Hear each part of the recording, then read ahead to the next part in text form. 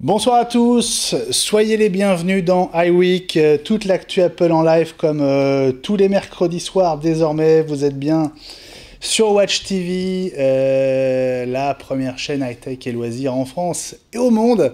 Et iWeek, c'est aussi la seule émission de télé consacrée à cet écosystème Apple qui nous passionne parce qu'on le suit tous depuis très longtemps. Je vous dirai pas combien de temps, mais ça fait vraiment longtemps. Ça fait presque une génération de passé. On a eu une semaine dernière très très chargée. Vous étiez sans doute avec nous pour cette keynote, cette première émission la veille. Voilà, beaucoup de choses à dire. On va débriefer très largement ce qui s'est passé la semaine dernière. Avec nos deux complices, avec mes deux complices du soir, que je vous demande tout de suite d'accueillir, à savoir Gilles et Guillaume. Salut Guillaume, salut Gilles. Salut petit Clou. Salut Benjamin. Comment ça va? Est-ce que vous vous êtes remis de vos émotions d'abord? Ah, ça a été dur. Hein. C'est-à-dire Guillaume. Ça a été une conférence compliquée, mais on va en parler en détail après. Mais oui, il y a beaucoup de choses à dire et puis il fallait prendre un peu de recul, je pense, pour tout analyser. Et c'était après le coup de l'émotion, il y a des choses à dire, clairement. Bon, Gilles. De toute façon, une présentation produit Apple où il n'y a pas de polémique derrière, c'est comme de l'eau tiède, quoi. C'est pas, il n'y a pas eu de. Il n'y a pas eu de surprise, ça râlait, ça roulait dans les brancards. Ça veut dire que la communauté est vivante aussi. Bon, vous qui nous regardez, évidemment, que vous soyez sur Watch, sur Apple TV, sur Dailymotion, sur les box, évidemment, Free 239, Orange 222 et Bbox Bouygues Télécom 127, vous qui passez cette iWeek, troisième numéro de la 4e saison avec nous, vous pouvez évidemment interagir, nous envoyer vos questions, vos messages, vos coups de gueule. Le hashtag, vous le connaissez, il est en bas de votre écran, iWeek TV sur Twitter. On va aussi suivre vos messages sur Facebook, puisqu'on diffuse cette émission sur Facebook Live aussi. Voilà, l'ordre du jour, vous l'imaginez, on va très largement revenir sur la keynote de jeudi dernier, sur ce qui a été annoncé, sur ce qui n'a pas été annoncé, et sur l'avalanche de réactions qu'ont provoqué ces MacBook Pro. On va peut-être tout de suite commencer par ça, les garçons. On va commencer par ce qui a été annoncé. Hein. On passera ensuite à ce qui n'a pas été dévoilé par Apple. Il y a eu énormément de réactions après coup, finalement, la semaine dernière, et depuis, jusqu'à ces dernières heures. Grosse activité, notamment sur Twitter. Hein. Toujours. De toute façon, il y a forcément toujours beaucoup de réactions qui arrivent, comme l'a dit Gilles, après une conférence d'Apple. Il y a toujours du positif, du négatif. Là, les changements proposés par Apple sont pour certains pas assez radicaux, pour d'autres très radicaux. Et en plus, le gros défaut de cette conférence, c'est qu'elle a eu lieu le lendemain de celle de Microsoft, où ces derniers ont montré des choses qu'on aurait peut-être pu attendre du côté d'Apple, même si ce qu'a montré Microsoft, en fait, il faut relativiser sur la portée de leur proposition, en particulier leur Surface Studio, qui a fait couler pas mal d'encre, qui est clairement un produit orienté vers les professionnels et vers la création surtout. Et c'est vrai que c'est peut-être là où on attendait Apple au tournant, mais il faut peut-être se dire que les marchés d'Apple sont peut-être plus ceux d'il y a 20 ans, donc forcément, si vous attendez Apple au tournant de ce côté, il y a peut-être de quoi être déçu, c'est peut-être un petit peu normal. Oui. Gilles, est-ce que tu crois aussi que le timing a très largement joué en défaveur d'Apple la semaine dernière? Oui, clairement. Et il y a un petit peu de malice de la part de Microsoft de s'être glissé là, à moins qu'il y ait eu un télescopage des calendriers. Mais on va y revenir dessus. Hein. On est clairement sur on en avait parlé, sur l'extension de la Surface, comme sait faire Microsoft, où on a un produit, on a une idée, on essaie de la vendre un peu à tout le monde et de la décliner jusqu'à plus soif, tandis que Apple est davantage sur des usages, tandis que c'est vieux comme le PC et le Mac, sur des features du côté de Microsoft. Bon, on va y revenir avec 6 jours de recul en plus. Qu'est-ce que vous pensez très objectivement de ce MacBook Pro annoncé jeudi dernier? Qu'est-ce que vous en gardez comme impression là, avec un tout petit peu de recul? Il est d'une beauté à couper le souffle. Pour moi, c'est extrêmement réussi. On ne doit pas être loin du nombre d'or dans l'harmonie des proportions, la finesse, l'arrondi des coins, la taille du trackpad par rapport au clavier, au reste du form factor, comme disent les Américains. Et puis l'écran a l'air également de toute beauté. Maintenant, il y a un certain nombre de choses qui sont plus problématiques, comme l'abandon du MagSafe, l'adoption des ports USB-C. Maintenant, pour ce qui est du 15 pouces, on est pas mal servi avec 4 ports, si ma mémoire est bonne, même si un est pris par l'alimentation. C'est à peu près ce qu'on avait sur un MacBook Pro 17, que tu connais bien, Benjamin. Pour moi, malheureusement. Malheureusement. Pour moi, il n'y a pas de défaut majeur à part le prix. Et encore, on peut en discuter. Pour moi, Apple ne voulait pas les vendre ou a voulu freiner la demande parce que ça coûte cher de les fabriquer et ça coûte encore plus cher de les fabriquer en masse s'il avait fallu répondre à une demande qui est assez inattendue pour une machine de ce prix.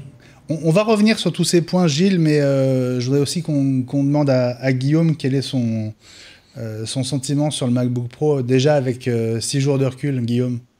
Alors, ma première réaction au départ, c'était mon premier problème, c'est qu'en fait, l'effet de surprise par rapport à la tâche bar et tout ça était très réduit, puisqu'on avait déjà eu des choses il y a eu pas mal de fuites avant, donc il y a beaucoup d'éléments qui avaient été éventés. Et je pense que l'un des principaux problèmes de cette conférence, et n'est pas lié aux MacBook Pro eux-mêmes en fait.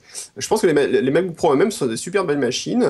Effectivement, ils ont fait encore des super beaux efforts, enfin des progrès sur la finesse en même temps.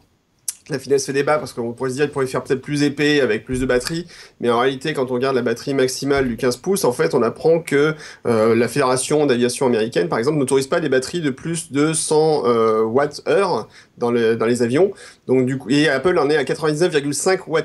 Donc en fait on se rend compte que ils ont joué avec certaines limites qu'ils ne pouvaient pas de toute façon dépasser. Après, tu penses que c'est volontaire, qu'ils ont pris cette limite pour rester en dessous? Oui, totalement, oui. Enfin, c'est clair. À mon avis, il n'y a pas tellement de choix, quoi. Ouais. Le principal problème, c'est qu'en fait, rien que dans le titre de la présentation, qui s'appelait Hello Again, on avait débattu là-dessus sur le fait que Hello Again, c'était quand même le lancement de l'iMac à l'époque. Quand Apple a lancé l'iMac en 98, ils avaient utilisé ce slogan-là pour présenter l'iMac. Et donc, vous pouvez s'attendre à des annonces du même calibre. Et en fait, on en est relativement loin. C'est-à-dire qu'en fait, il n'y a pas non plus une révolution du Mac comme pouvait l'être l'iMac en 98, où là, il y avait vraiment eu un avant et un après. Par contre, la promesse, elle a été tenue sur le changement de connectique, puisque là, sur l'iMac, ça a été une révolution au niveau de la connectique. Et toutes les critiques qu'on entend aujourd'hui sur le fait qu'Apple force le passage de l'USB-C, que Apple oublie les connectiques historiques, etc., c'est exactement la même chose qu'on a eu avec l'iMac en 98. Et Apple, on sait très bien que c'est une société qui n'hésite pas à aller de l'avant, à couper, à faire une coupure des fois franche avec des technologies existantes. Et l'USB-C, clairement, c'est un problème aujourd'hui, parce que les périphériques ne sont pas encore dans cette norme, mais dans le futur, ce sera top. C'est-à-dire qu'en fait, on est sur une machine de transition, qui a des connectiques super intéressantes, qui a des performances qui, à mon avis, en termes de stockage, en termes de vitesse d'accès sur des périphériques extérieurs, va être vraiment génial. Le SSD, par exemple, apparemment démontre vraiment bien au niveau performance. C'est une machine qui est très équilibrée. Il y a eu des critiques qui sont un certain point valide, par exemple le fait qu'Apple limite volontairement, limite la mémoire des machines à 16 Go. C'est une vraie critique, elle n'est pas fausse. Simplement, on a appris entre-temps que le processeur qu'Intel a imposé à Apple, parce que le fait est que c'est Apple qui choisit les processeurs, enfin Intel qui propose des processeurs, et après Apple fait avec ce que propose Intel, c'est le processeur en fait qui limite techniquement les 16 Go. Donc Apple pouvait faire qu'avec ce que Intel proposait. Alors ça, c'est un point très intéressant. Il y a déjà beaucoup de choses dans tout ce que vous avez dit tous les deux, donc forcément, ça part un peu dans tous les sens, mais on va prendre le temps de revenir sur chacun des points. D'abord, je voudrais vous demander à vous qui nous regardez, et je voudrais saluer tous les fidèles et les autres qui sont déjà avec nous. Alors, il y a ceux qui ne pouvaient pas être là ce soir. C'est vrai qu'on est en équipe un peu restreinte ce soir, mais c'est un peu comme un lendemain de fête. Hein. Il faut se remettre de nos émotions. Donc, je trouve ça très, très courageux déjà qu'on soit là tous les trois avec Gilles et avec Guillaume. Mais on embrasse notamment Ellie qui nous avait fait savoir qu'il ne pourrait pas être avec nous, et puis Eddy qui est un petit peu malade là. C'est la reprise des cours, et forcément c'est la saison où on attrape tout ce qui passe, donc on pense à toi Eddy. On va saluer tous ceux qui sont là au rendez-vous, Stoff, Derder Motus, Céline, Eric V, Mohamed, Sebix, Jean-Christophe Vigne, je crois qu'il est dans l'avion pour l'Inde, hein, si j'ai bien lu. Donc, il aurait été capable de nous faire une petite connexion avec le Wi-Fi à bord, mais apparemment c'était pas possible. Voilà, bonjour à tous. Petite question, première question pour vous faire participer. On est curieux d'avoir votre avis. Quel est pour vous le plus gros défaut de ce MacBook Pro annoncé la semaine dernière? Vous avez l'embarras du choix, donc dites-nous ce qui, pour vous, est le principal problème. C'est un point intéressant, Gilles, cette histoire de la limitation de la mémoire vive qu'on peut installer. Ça reste à 16 Go, ça fait très longtemps qu'on est bloqué à 16 Go. Et effectivement, je suis tombé sur le même papier que toi, Guillaume. Apparemment, c'est une limitation liée à la génération de processeurs Intel. Ça devrait bouger, mais peut-être pas avant 1 ou 2 ans, si j'ai bien compris. Ouais, ça va pas bouger tout de suite. C'est la prochaine génération qui va faire bouger ça, et c'est pas encore pour tout de suite, quoi. Donc ça veut dire qu'Apple, déjà qu'on a râlé qu'Apple était en retard, ça veut dire qu'Apple aurait été encore plus en retard en proposant des machines que l'année prochaine, donc c'est un peu embêtant. On peut pas constamment attendre la prochaine génération non plus, hein. Non, puis en plus, le souci, c'est que techniquement, même si Intel dit ils sont dispo le mois prochain, il faut quand même du temps pour tester, mais voir ce que ça donne en termes de performance. Ça a un impact sur la consommation. Le problème des mémoires, en fait, en plus, c'est que plus on rajoute des mémoires dans un appareil, plus ça consomme électriquement, parce que les barrettes sont alimentées. Donc passer de 16 à 32 Go, c'est pas anodin, en fait. C'est une limitation importante. Alors, après, est-ce que ça impactera beaucoup de monde ? Non, ça impactera surtout des professionnels. Par exemple, j'ai des gens qui m'ont dit « Ah, moi, 32 Go, ça aurait été bien. » Je leur ai demandé pourquoi. Leurs raisons sont justifiées. Des fois, c'est l'utilisation de machines virtuelles, donc pouvoir faire lancer plus de systèmes simultanément sur la même machine, ou certains logiciels qui vraiment ont besoin de beaucoup de RAM pour gérer un cache important. Mais je dirais que dans 99% des cas, c'est pas critique. D'autant plus que ce qu'on oublie, c'est que Apple a mis un SSD, donc un disque très rapide dans ses machines, et que lorsque le système manque de mémoire, il va utiliser ce SSD à la place, en mémoire virtuelle, et que là, l'impact en termes de performance sera beaucoup moindre que ce que c'était quand on avait un vieux disque dur à 5400 tours. Donc, c'est un prêté, je dirais que tout est une question d'équilibre. Surtout sur un portable, on doit gérer l'énergie. C'est ça qui est un peu problématique, il faut savoir aussi gérer la consommation énergétique. C'est le problème qu'il y a eu à l'époque Apple avec les G4 puis les G5, avec les G5 qui n'ont pas réussi à faire rentrer dans les machines, dans leurs machines à l'époque, dans leurs portables. C'est un des gros problèmes qu'Apple avait rencontrés. Et peut-être qu'aujourd'hui, Intel, qui était très efficace il y a 7-8 ans, n'était plus aussi efficace aujourd'hui, clairement, quoi. Ouais. Ils auront des problèmes techniques, ils ont du mal des paliers à franchir qui sont peut-être difficiles à franchir. Alors, si j'ai bien compris, la prochaine génération de processeurs, voire celle d'après surtout, gérera bien mieux la consommation d'énergie liée à l'augmentation de mémoire vive, hein, c'est ça. 15% de consommation en moins, ça serait éventuellement pour le deuxième semestre 2017. Ce que tu disais sur la dépendance maintenant d'Apple par rapport à Intel, comme elle avait pu être la sienne vis-à-vis d'IBM avec le G5 et de Motorola avec le G4. Alors on va faire un petit coucou à Jean-Christophe qui est proche de la décompression explosive dans son avion. Non, j'espère pas. Non. Pas explosive. En tout cas, il était fulminé, quoi. L'adoption ou le travail sur des puces ARM éventuellement en parallèle, en série, pourrait être une façon d'Apple de se libérer de cette dépendance et de prendre son destin en main. Ouais, c'est un point qui relance effectivement l'hypothèse d'un abandon des processeurs de chez Intel. Alors, sur une base qui est quand même que les processeurs qu'Apple fabrique désormais pour l'iPhone notamment sont très performants. Hein. Alors, ils sont performants, mais il y a un gros écueil là-dessus. C'est pas tellement un écueil d'adaptation des logiciels parce que Apple a su maîtriser largement des passations vers des nouvelles architectures comme ils l'ont fait au passage Intel qu'ils ont, je le répète, toujours très très bien géré. Le problème c'est que dire bah tiens on passe sur les processeurs ARM comme ceux qui équipent les iPhones, iPad et autres, ça pose des problèmes de compatibilité en particulier avec Windows et un des arguments de frappe à l'époque du passage au Mac Intel très rapidement c'est qu'Apple a proposé Boot Camp et qu'il y a eu des solutions de virtualisation qui permettaient d'utiliser des logiciels Windows sur le Mac. Si ça, demain, on doit s'en passer, ça devient plus compliqué. C'est-à-dire que le Mac, en fait, devient d'un seul coup beaucoup plus compliqué à vendre. Alors oui, on aura un gain de performance peut-être dans l'absolu, et ça permettrait à Apple d'être à nouveau maître de toute sa chaîne de production, ce qu'elle aime beaucoup. Mais la question de tout ce qui est Windows, compatibilité Windows, va se poser. Et là, ça risque de leur faire perdre plus de clients qui vont y gagner. Donc c'est très compliqué. Cette histoire de la transition vers une architecture ARM, elle est très compliquée. Alors sachant que dans le nouveau MacBook Pro, il y a quand même un petit truc à savoir, c'est qu'il y a une partie du MacBook Pro, en fait, il y a une puce spécialisée qui s'appelle le T1, qui en fait est un dérivé du S1 qui équipe l'Apple Watch, qui a un processeur ARM, et qui va servir à gérer la fameuse Touch Bar et le Touch ID, donc la partie sécurisation de l'appareil avec la fameuse Secure Enclave. Donc ça, c'est une partie de l'intégration. Et c'est peut-être pas une mauvaise approche, en fait. C'est peut-être d'avoir une machine hybride qui comporte des parties peut-être liées à l'architecture ARM et des parties qui restent liées à l'architecture Intel. Donc on est effectivement sur une machine de transition. Hein. C'est une machine de transition, je pense que c'est ce qu'il faut se dire. Et on est sur une gamme de transition même, c'est pour ça que c'est un peu compliqué. À mon avis, la plus grosse erreur d'Apple, c'est pas le MacBook Pro, parce que je pense que ce sont des très bonnes machines, même s'il y a des technologies qu'elles ont abandonnées. Pour moi, le problème, c'est plutôt le MacBook, avec son unique port USB-C qui est quand même très limitant, même si je pense que c'est une super belle machine, mais qu'Apple aurait dû en passage en profiter pour la baisser en termes tarifaires, pour qu'elle soit plus intéressante en termes d'entrée de gamme. Et ça, je pense que c'est ce que Apple ne sait plus faire aujourd'hui, c'est baisser ses tarifs tout simplement. Ils ont même augmenté les tarifs sur les nouveaux portables. Et ça, c'est un peu dommage. Même s'il y a sûrement des choses qui justifient un peu une augmentation de tarifs, j'en sais rien.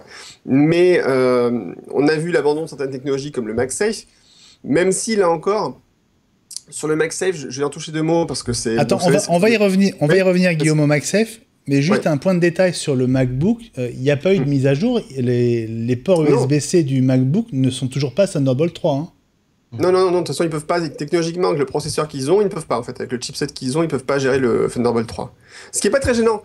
On a eu des MacBooks... Oui, mais c'est quand même très confusant, parce que sur le MacBook Pro... Confusant, en deux termes. C'est marrant. Hein Confusant. Comme Confucius, non, c'est pas ça?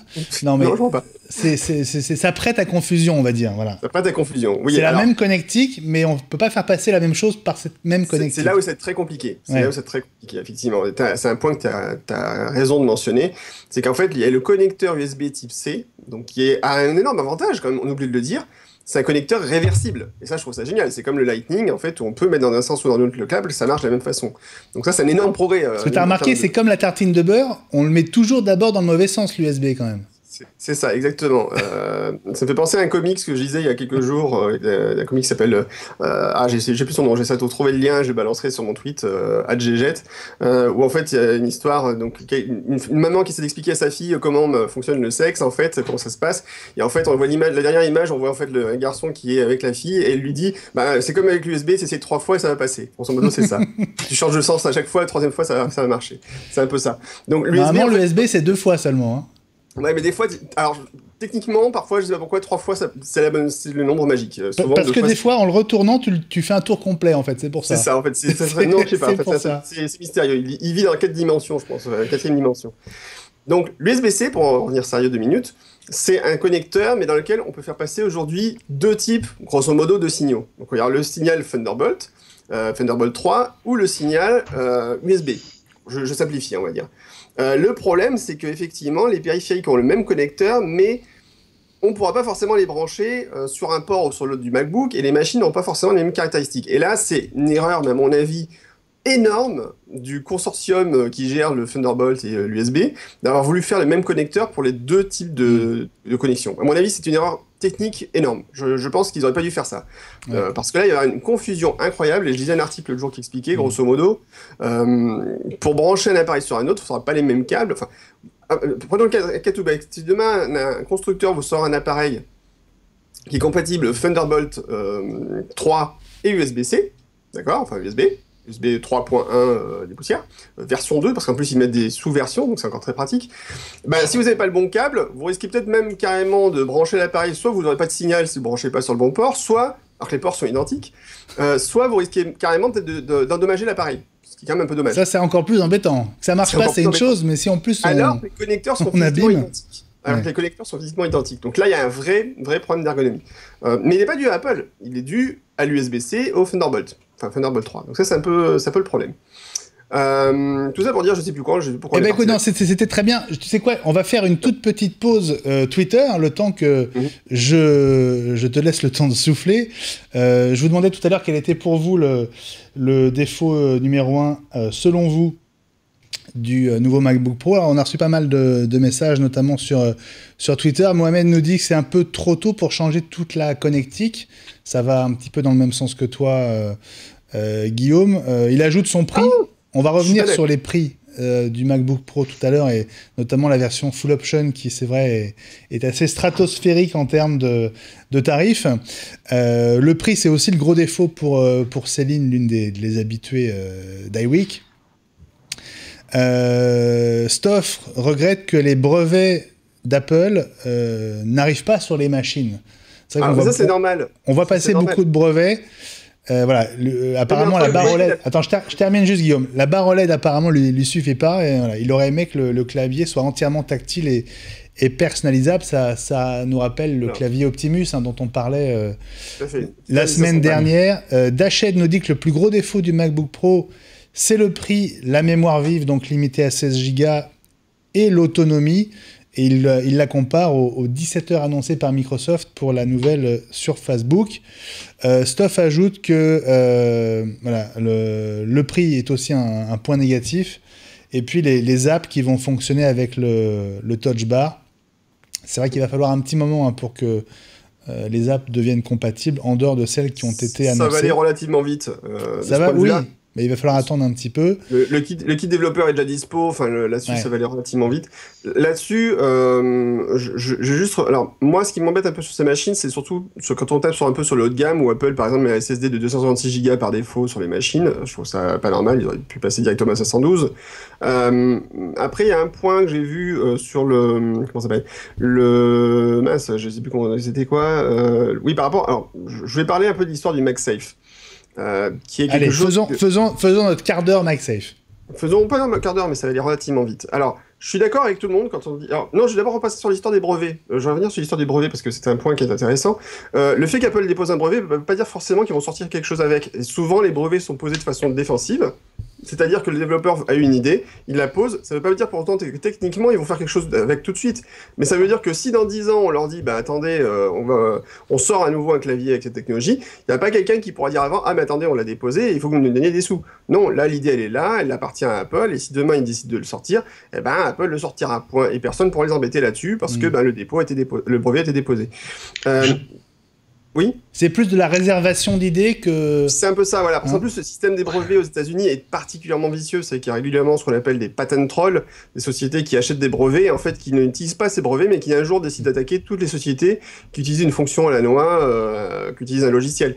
Un cas pratique, par exemple, il y a une société qui s'appelle Virtix, je crois, aux États-Unis, qui a attaqué Apple sur une fonction assez technique qui s'appelle le VPN on demand, qui permet, quand vous vous connectez à un domaine, par exemple, de votre entreprise, donc si vous allez sur, par exemple, jet.net, plus gratuit au passage, ou sur Watch TV, sur l'intranet de Watch TV, bah, quand vous prenez votre iPhone, vous allez taper intranet.watchtv.tv, boum, automatiquement, il lance une connexion sécurisée.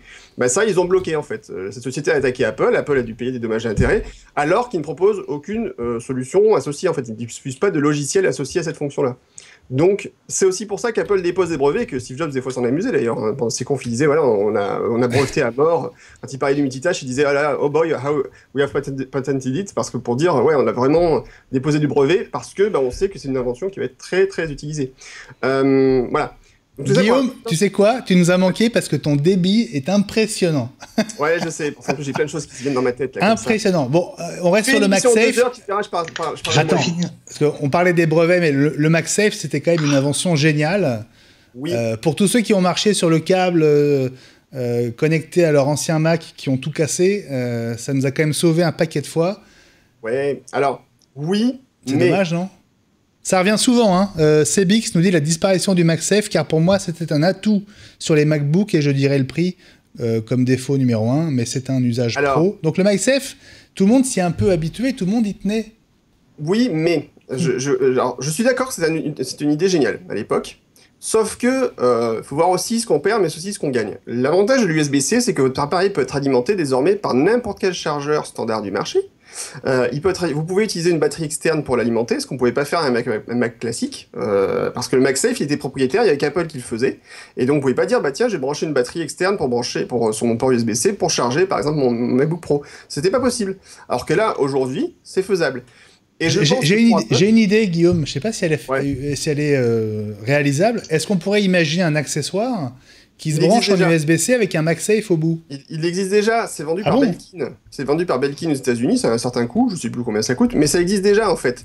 Donc c'est pour ça que c'est génial ça. Bah oui, c'est génial. Et en fait, du coup, la question, c'est pas... le MagSafe, c'est très bien, mais je pense que dans l'idée d'Apple, le but ultime, c'est qu'on puisse utiliser son Mac comme on utilise son iPad. Est-ce que vous posez la question de savoir s'il y a un MagSafe sur votre iPad? Non, vous l'utilisez, et j'ai pas entendu qu'il y avait des cas de chute monstrueuse d'iPad jour le jour. Non, le fait est qu'aujourd'hui, on pourrait très bien faire... Le but d'Apple, c'est de dire, vous chargez votre appareil le matin, vous l'utilisez toute la journée, et le soir, vous le rebranchez. Point. Et c'est exactement ce qu'ils essaient de pousser. Est-ce qu'ils y arrivent encore? Le problème, c'est que je suis pas sûr, parce qu'ils arrivent à 10 heures d'autonomie annoncée sur un MacBook Pro. Je suis pas sûr que dans l'effet technique, on y soit vraiment. Mais je pense que l'objectif, c'est ça. Et dans ce cas-là, l'utilisation d'un MagSafe se fait bien moins intéressante. Ouais. Gilles, sur le MagSafe, qu'est-ce que tu en penses? Je suis assez d'accord avec Guillaume, d'autant que pour l'autonomie, le passage au SSD a été déterminant dans la mesure où ce qui limitait l'autonomie en conditions réelles par rapport à ce qui était affiché par les constructeurs en général, c'était les accès disques d'une part et l'usage et les abus de flash sur les sites web qu'on pouvait consulter. Donc la journée de travail sur 10 heures, elle est largement jouable en limitant un petit peu l'intensité de sa dalle, sachant que en plus la luminosité a fait encore une fois un bond incroyable. On va faire un petit coucou à notre ami Jean-Christophe Vigne, on en parlait tout à l'heure. Et ben, il nous a envoyé un tweet. Là, je pense qu'il est en vol quelque part. Il est en vol. Alors, il peut pas suivre le stream forcément parce que c'est un peu manque de débit forcément. Il est en vol ou pas? Il est en vol. C'est beau la technologie, c'est qu'il est il est dans un avion à x milliers de pieds dans les airs et il arrive quand même dans le Pacifique. Il doit être entre San Francisco et l'Inde puisque il est basé à San Francisco et il nous dit pas assez de bande passante pour vous suivre. Dommage. Et il nous envoie une capture d'écran quand même de la page d'accueil de Watch TV avec ta frimousse, Guillaume, pendant l'émission. Donc, il est pas loin et c'est super sympa. Suite de vos réactions sur Twitter, Dachetz qui nous dit « Mon MacBook Pro de mi-2009 attendait un digne remplaçant. Je doute de ces nouveaux MacBook Pro. Quand je vois les prix et les configs, je repense au PC. Oh mon Dieu !» Alors, cela dit, je pense que par exemple, sur son MacBook Pro, si on regarde le tarif, je pense qu'au final, il ne doit pas être loin du tarif qu'il aurait eu avec un MacBook Pro de cette génération. Toutes mesures confondues, d'accord. Maintenant, je pense que s'il a acheté une machine de 2009 et qu'il l'a utilisée pendant 7 ans, c'était pas un mauvais choix à la base. Très clairement. Ouais. On a un autre message d'Eric V qui a failli être avec nous pendant cette émission. Ce sera pour une très prochaine fois, Eric, j'en suis sûr, qui nous dit que pour lui, le gros souci, c'est la connectique USB-C, la disparition du MagSafe, et puis la caméra 720p. Ça veut dire que Ouais, la webcam est pas une super résolution, Ouais, elle est c'est pas en ça. 1080. Bon, Ouais. c'est pas non plus un deal breaker. Je vais pas dire, c'est pas ça qui va vous faire dire, ah non, j'achète pas la machine. Oui, elle est un peu moins bonne. Je suis d'accord. Ça aurait été mieux s'ils mettaient 1080. Il y a peut-être des raisons de finesse ou autre, j'en sais rien, et je suis pas chez Apple pour Céline savoir. dit la même chose. Hein. Je trouve fou qu'à ce prix-là, la caméra soit en 720p. Ouais, est-ce que vraiment ça vous bloque à l'utilisation de l'appareil? Oui, ça sera un peu moins bon, mais je suis pas convaincu que ce soit ce qui fasse le sujet. Non, la question par contre, c'est sur l'USB-C. Beaucoup de gens se disent, ouais, l'USB c'est très bien, mais l'USB ça a 18 ans cette année. Donc, c'est pas forcément un mal qu'on change de connecteur si c'est un connecteur qui est plus simple d'emploi. Parce que, comme je le disais, moi, le côté réversible du connecteur, rien que ça, pour moi, ça me le vend. C'est-à-dire que le Lightning aussi, on a râlé au début. Et puis, finalement, on a eu une période un peu difficile d'un an ou deux. Et après, tout le monde y est passé, basta. Et c'est pareil, d'ailleurs, tous les constructeurs commencent déjà à mettre des appareils en USB-C. Ça va être chiant pour toutes les clés USB qu'on s'est achetées, qu'on a stockées dans nos tiroirs. Mais au bout d'un moment, on va y passer petit à petit. Et puis, voilà, on est dans une période de transition. C'est ce qu'il faut se dire. Donc, les gens qui achèteront une machine aujourd'hui vont être dans cette transition. Donc, ils vont être un peu enquiquinés parce qu'effectivement, il faudra des adaptateurs, il faudra des dongles pour brancher tel ou tel appareil. Dans 4-5 ans, on n'en parlera plus. Mais Apple a toujours été là-dessus très précurseur. Moi, je me souviens, en 98, 99, je vais faire mon moment, je suis un vieux con et puis c'est tout. Le lancement des Power Mac G3 bleu et blanc.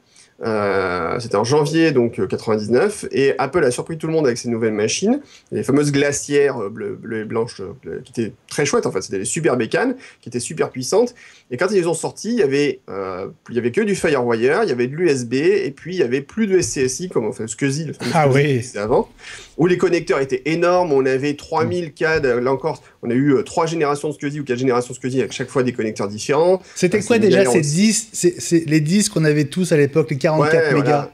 Il y avait 10, 20, 40 C'était quoi gigas. Les SideQuest? Les SideQuest, oui, les QuestQuest et tout comme ça. Les Zip de Omega aussi. Les Zip, les Jazz et autres trucs de ce genre. Qui étaient formidables à l'époque. Mais le gros problème, c'est que, voilà, on avait tout ça, et Apple a dit, le jour au lendemain, on passe au FireWire. Et alors tout le monde a râlé, parce qu'effectivement, il fallait des cartes, etc., qui à l'époque, et c'est le gros problème, n'existaient pas. C'est-à-dire qu'en fait, du jour au lendemain, Apple a sorti une machine en disant maintenant c'est FireWire et puis c'est tout. Et pour les cartes qu'on pouvait éventuellement mettre pour ajouter du SCSI, c'était 3, 4 mois, 5 mois d'attente. C'était vraiment une vraie galère. Heureusement, aujourd'hui, on n'est pas dans cette situation-là. C'est-à-dire qu'aujourd'hui, si vous avez des anciens appareils que vous voulez brancher sur votre nouveau MacBook Pro tout frais, tout neuf, vous n'avez qu'à acheter l'adaptateur qui va bien et ça marchera. Alors, il y a eu par exemple... Juste Guillaume. Juste un truc, juste une Guillaume. Ouais, je vais faire un café. Par rapport au FireWire, il y avait un point quand même hyper important à l'époque. Alors, ça concernait que les gens qui faisaient de la vidéo, mais ça a quand même permis de démarrer le montage iMovie, etc. avec les premiers caméscopes DV. Tu te souviens? Bien sûr. Et puis, ça permettait d'avoir des disques auto-alimentés qui tenaient dans la poche, et ça, c'était génial aussi. C'était les premiers à faire ça. Exactement. C'est ce qui a permis le succès de l'iPod aussi. Et c'est ce qui a permis effectivement le succès de l'iPod, parce qu'on allait beaucoup plus vite que ce qu'on avait auparavant avec le... C'est vrai que le premier iPod était FireWire, effectivement. Absolument, il n'était que FireWire, et il n'était que Mac d'ailleurs pendant quelques années, pendant quelques temps. Donc, tout ça. Si je peux me permettre... Alors Gilles, parce que Guillaume, tu monopolises un peu. Hein. Mais non, l'USB est apparu avec le premier iMac en 98.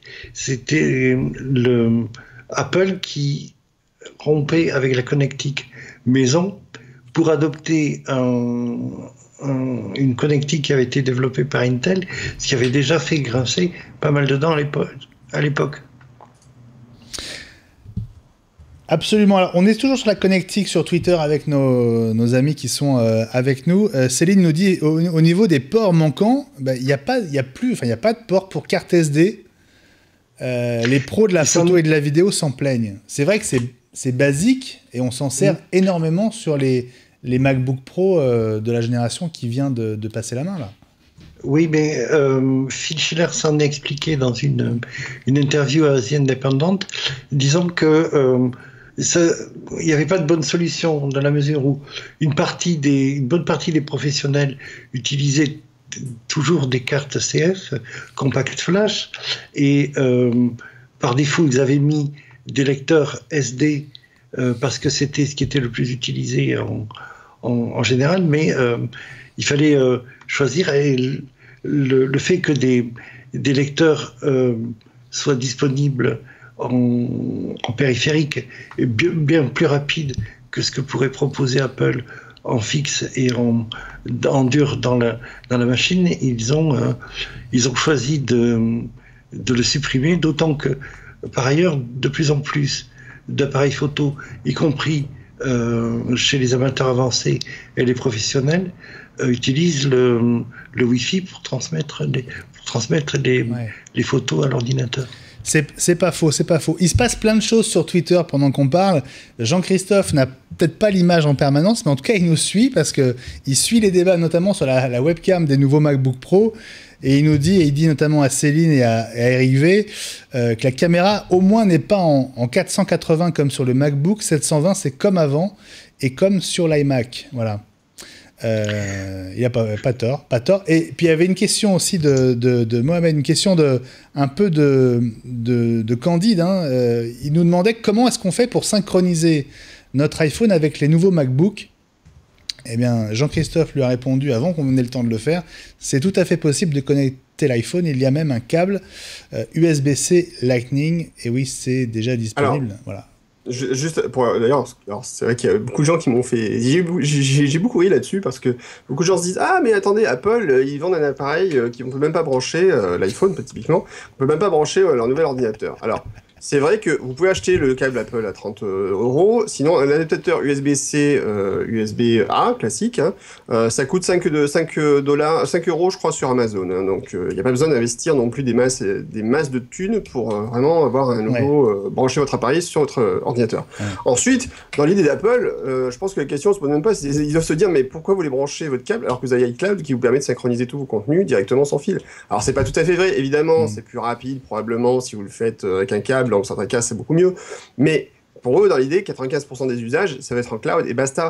Et ça ira très bien. Ouais. Donc, et ceux qui veulent vraiment avoir un câble, comme je vous le dis, soit vous achetez le câble chez Apple et vous augmentez encore leur marge en achetant un câble à 29 €. Il y a de très bons câbles compatibles, beaucoup moins chers. Alors, il faut faire attention juste aux câbles compatibles. Il y a compatible et compatible, puisqu'on a vu qu'il y a beaucoup de cas. Alors, les câbles, encore, ça peut se discuter, mais plus le câble est haut de gamme, vaut mieux des fois acheter le câble un peu cher. Juste sur la compatibilité USB-C, USB, on risque pas grand-chose. Ah non, il n'y a que dalle. Franchement, les câbles existent déjà et c'est des câbles à 5 €. Quoi. Faut pas non plus. C'est pas parce qu'Apple vous le vend à 30 €. C'est comme si vous allez dans une grande surface et on vous dit bah, tenez, monsieur, achetez un câble Monster à 60 € pour brancher vos appareils. Vous achetez le même câble à 5 € pour la même longueur. Si c'est un câble HDMI, par exemple, ça fera la même chose et vous aurez juste payé moins cher. Tu sais, Guillaume, ce que dit Céline de toi sur Twitter, elle dit tant mieux si Guillaume parle vite, on peut aborder plus de sujets. C'est exactement vrai.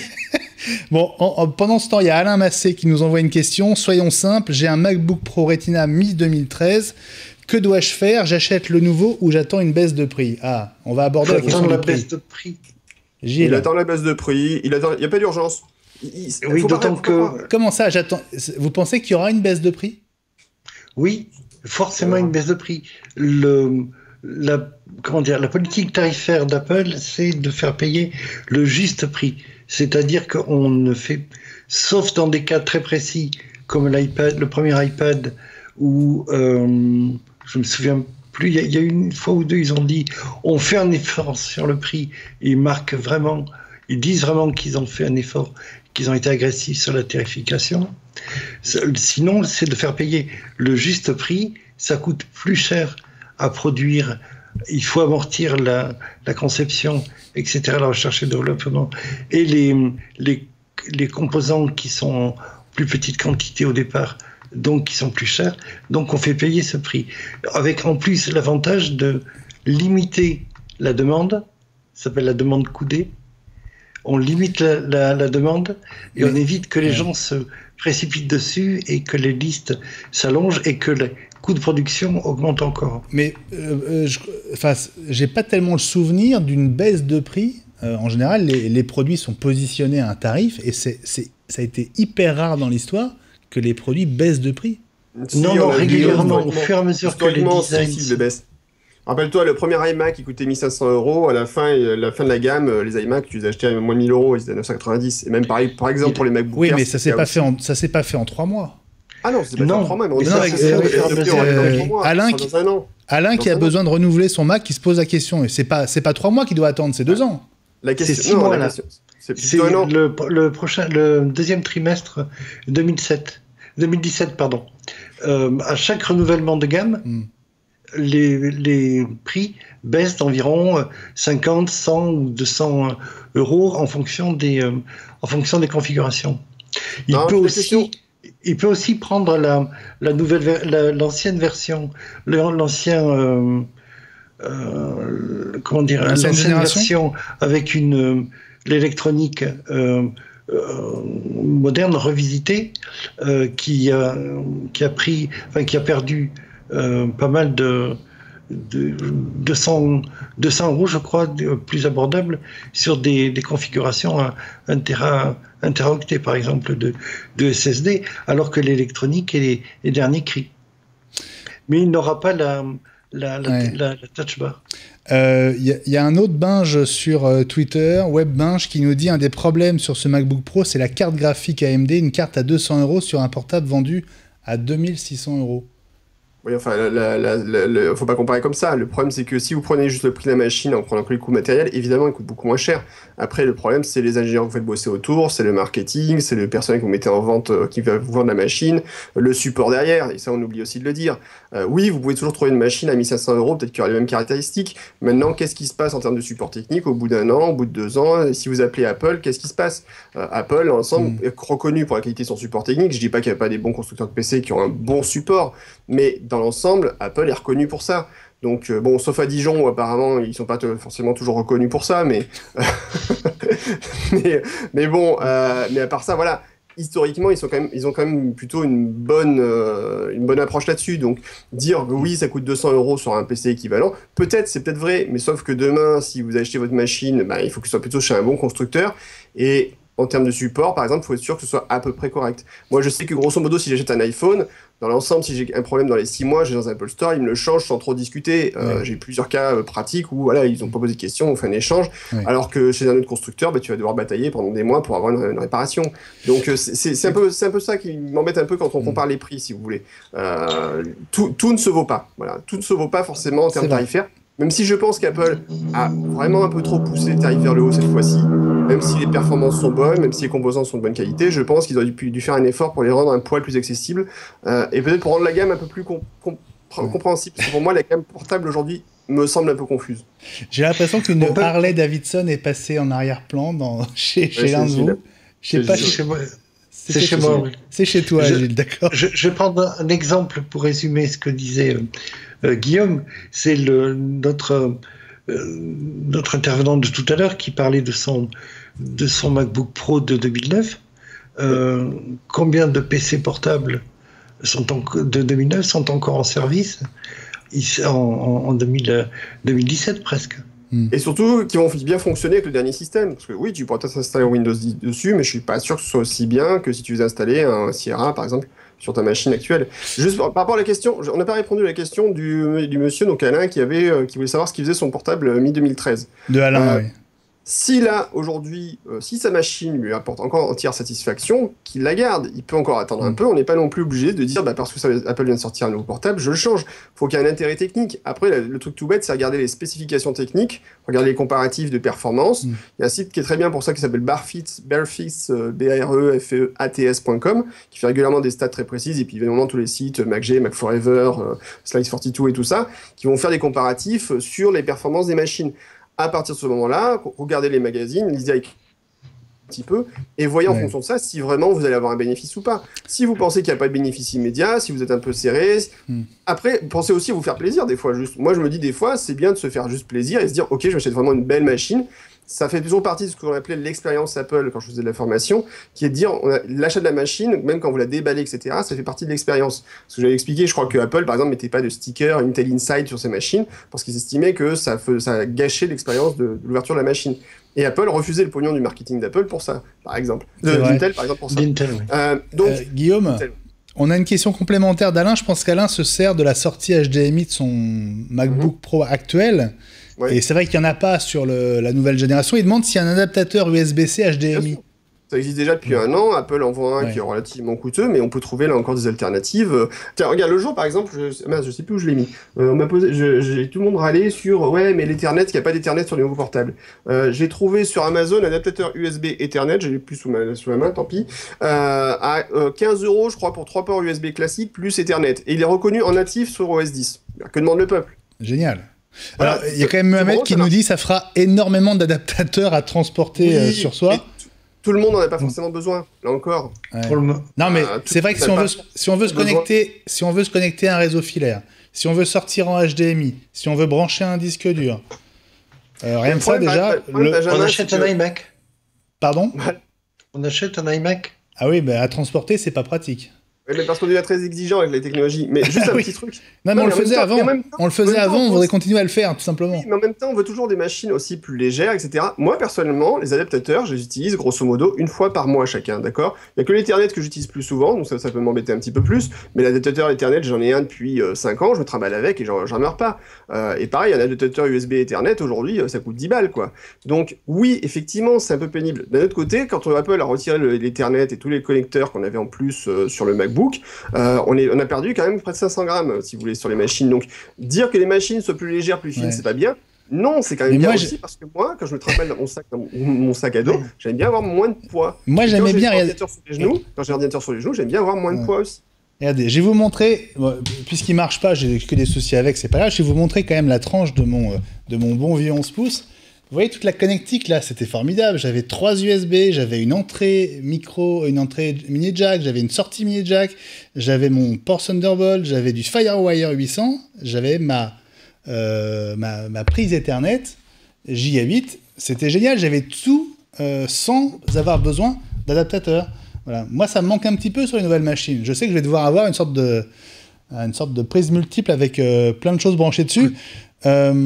On a pas mal de questions sur Twitter. Alors, sur les MacBook Pro, sur le succès des commandes évoquées par Phil Schiller, je crois que tu as suivi le sujet, Gilles. Phil Schiller a annoncé que l'Apple Store en ligne n'a jamais reçu autant de commandes pour un nouveau MacBook Pro. Est-ce que c'est de l'intox, demande Céline? Ça peut pas être de l'intox. On ne peut pas mentir. Je l'ai dit déjà à plusieurs reprises avec vous. Dans une démocratie, on peut mentir à ses électeurs, mais on ne peut pas mentir aux actionnaires. Enfin, une société cotée en bourse ne peut pas raconter de bobards, sinon le gars va en prison.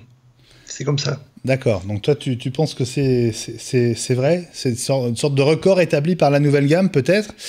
Je suis pas d'accord avec toi, Gilles, hein, parce que dans les banques, on a bien vu que dans les banques, par exemple, il y en a qui sont amusés à largement mentir plus que de raison, et tous ne sont pas allés en prison, loin de là, hein, par exemple. C'est des banquiers français. Alors, la question qui fâche de Stoff, pourquoi on n'a pas vu de MacBook Air, d'iMac, de Mac Pro ou de Mac Mini lors de la keynote? Le MacBook Air est mort.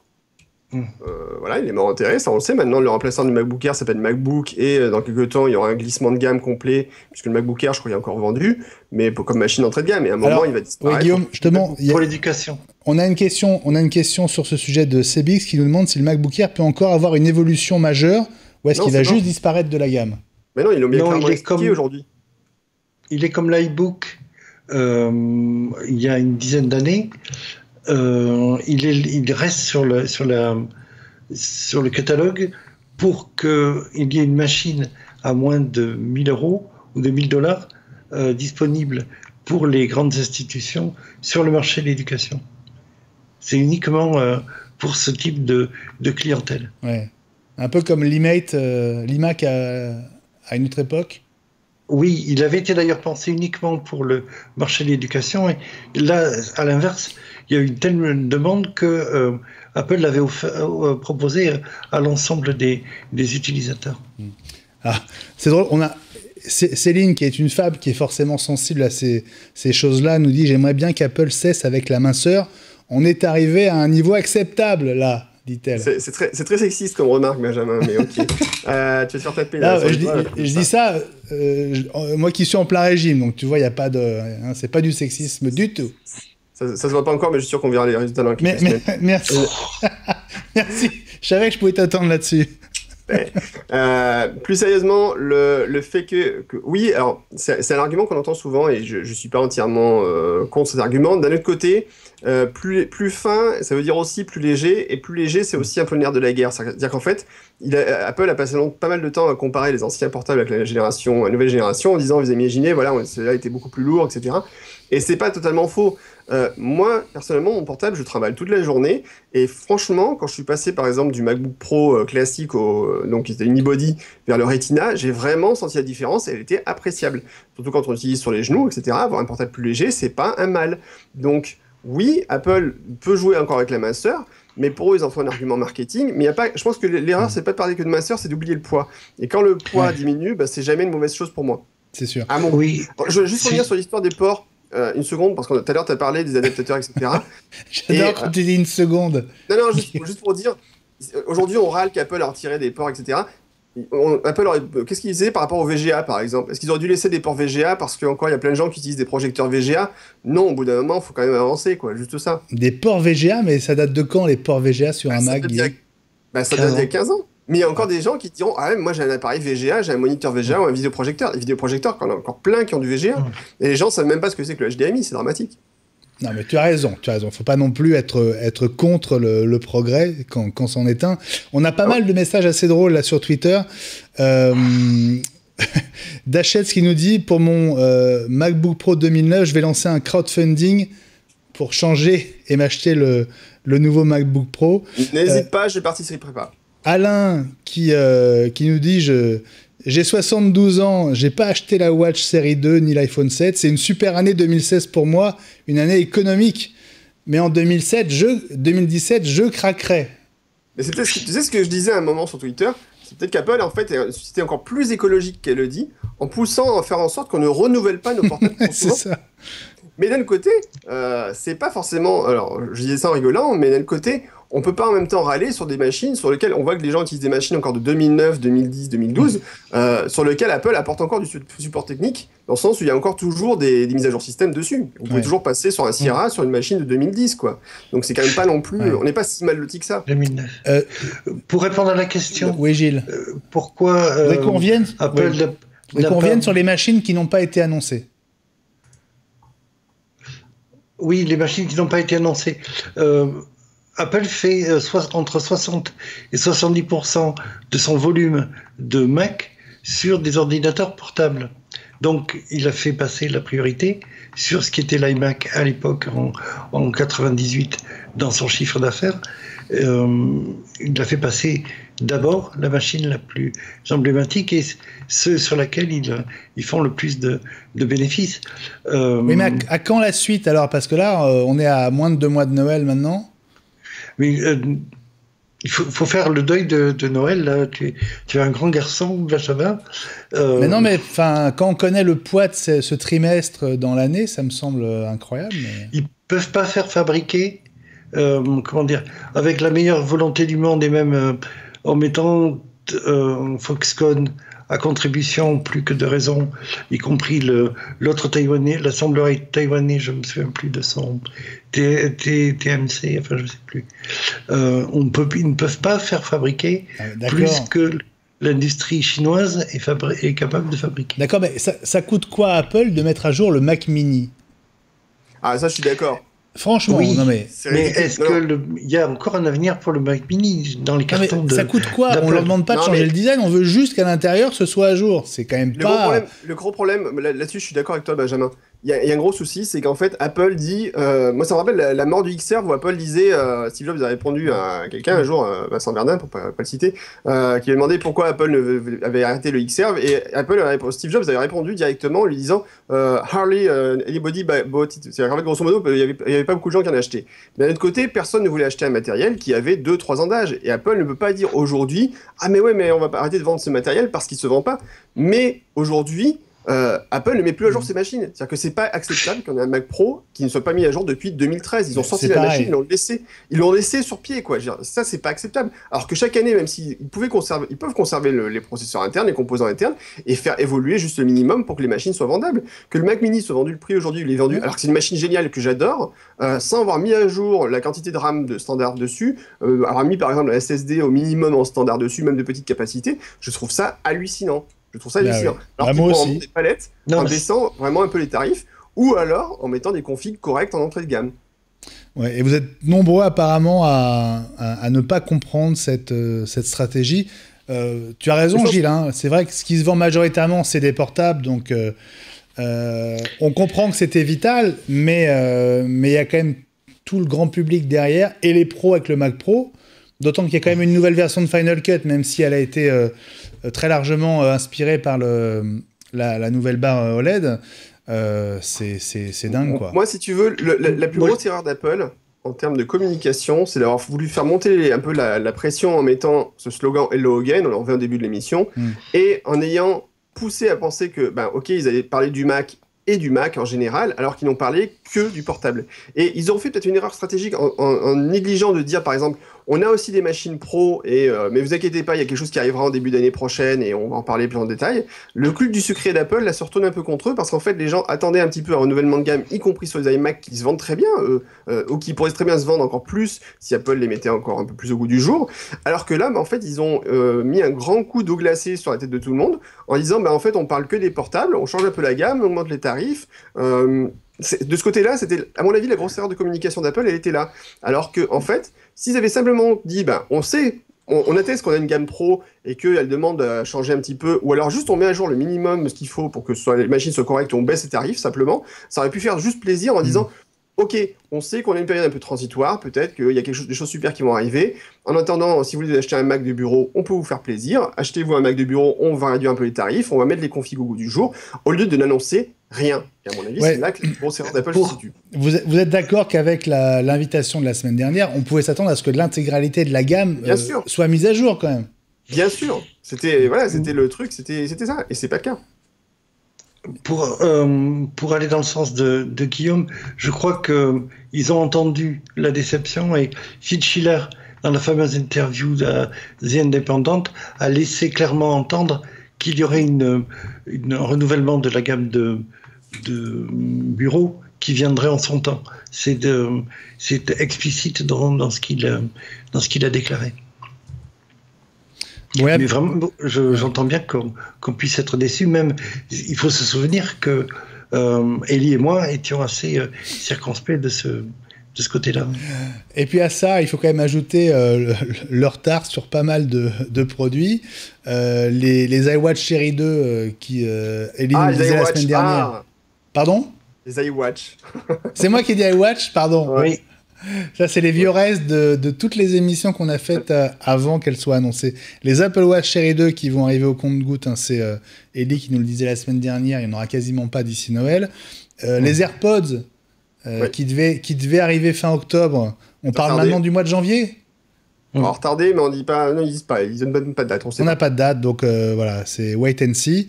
Bref, c'est pas folichon comme dirait l'autre. On va arriver au terme de cette émission. On peut dire un mot sur le son, le chim et la disparition de la pomme. C'est quoi, juste pour faire envie d'être avec nous la semaine prochaine, explique-nous ce qui a disparu aussi et ce qui a changé, Gilles. Allez, en 30 secondes. La pomme lumineuse qui était au dos de tous les portables est devenue grise comme les iPads. Et le son aussi a disparu, le son de démarrage qui était si caractéristique, ça permettait de savoir que son voisin ou sa voisine était également sur Mac. Ça permet de... J'aime bien ce côté convivial avec toi, Gilles. Non, c'est du vécu, c'est ce qui m'est arrivé il y a 10 ans. Et ça permet de rapprocher l'utilisation du Mac, la perception du Mac et celui de l'iPod, un peu comme il y a 10 ans ou 15 ans, le bleu qui s'était glissé dans la pomme du menu ou dans la loupe la loupe de Spotlight s'était rapprochée du bleu de Windows au moment où les switchers arrivaient en masse. On va en reparler la semaine prochaine, Gilles, c'est promis, de ce qui a changé aussi sur le nouveau MacBook Pro. Merci les amis, merci Guillaume.